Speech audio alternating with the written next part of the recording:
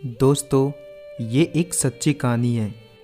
ये कहानी एक माँ और एक छोटे बच्चे की है जो अभी कुछ 8 से 9 महीने का ही होगा।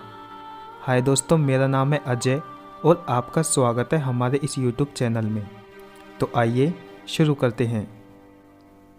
एक छोटी सी फैमिली थी जिसमें माता पिता और एक 1.5 साल की बच्ची और 7 से 8 महीने का एक छोटा बच्चा था।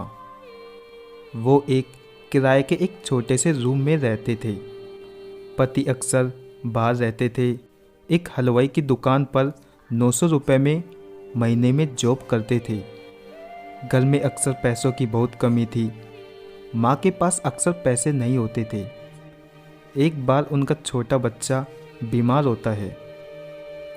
2 दिन हो जाते हैं।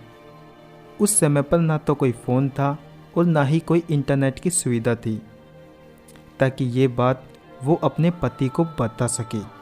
बच्चा रोता रहता और बच्चे के साथ में माँ भी रोती रहती। बेचारी बेबस माँ क्या करती।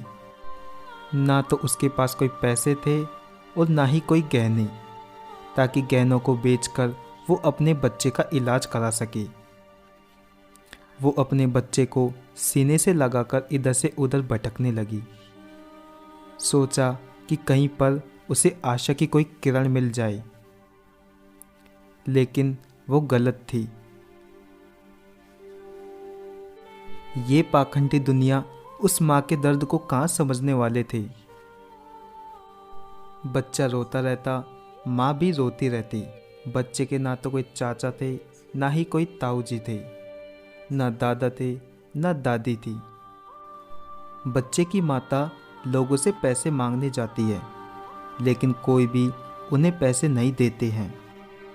लेकिन उन्हें दवा के रूप में उनकी मकान मालिक एक नींबू का रस बताती है।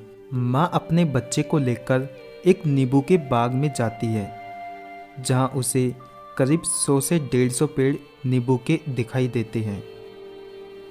उनमें बहुत सारे नींबू आ रखे थे। बाग के मालिक से बच्चे की माँ ने एक नींबू लेने की रिक्वेस्ट की कि बाबा, मेरा बच्चा 3 दिनों से बीमार है। मुझे आपके बाग से एक छोटा सा नींबू चाहिए ताकि मैं इसे दवाई के रूप में दे सकूं। और इसी के बाद ही पूरी मानवता शर्मसार हो गई।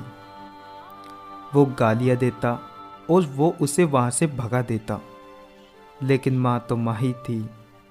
उस माँ ने उस बाग के अंदर से 2 नींबुओं की चोरी कर ली।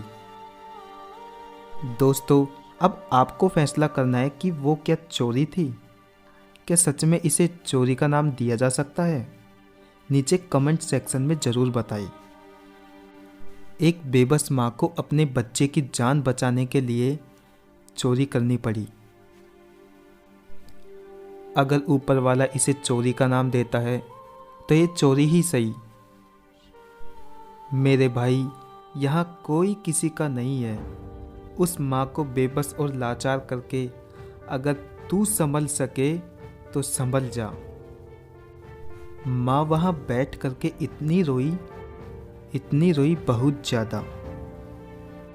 बस दिल से एक बद्दुआ दे गई कि भगवान करे तेरा हरा भरा बाग 1 साल के अंदर सूख जाए। उसके बाद पता नहीं क्या हुआ। उस बाग में पता नहीं कौन सा कीड़ा लग गया। 1 साल के अंदर पूरा बाग सूख गया। 1 साल के बाद उस बाग का नामो निशान मिट गया। मैं भगवान को तो नहीं मानता, लेकिन एक चीज़ तो साफ है, जो जैसा करता है उसको वैसा ही भरना पड़ता है।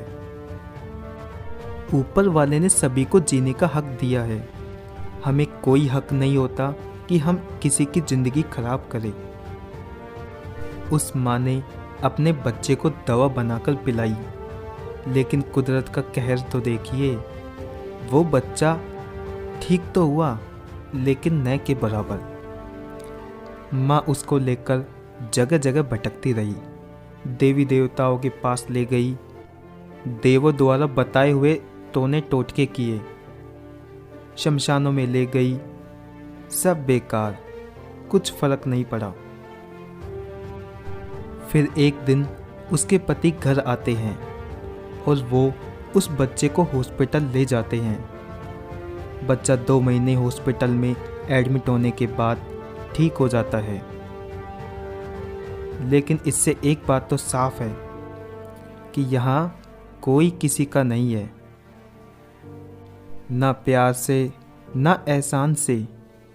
दोस्त, ये दुनिया सिर्फ मतलब से चलती है। दोस्त, ये एक सच्ची कहानी थी। प्रकृति की बनाई हुई इस दुनिया में सबको जीने का अधिकार है, लेकिन कुछ लोग ये भूल जाते हैं कि वो इस जगत की एक छोटे से कीड़े के बराबर उनकी औकात है। लेकिन फिर भी वो हमेशा घमंड में जीते रहते हैं।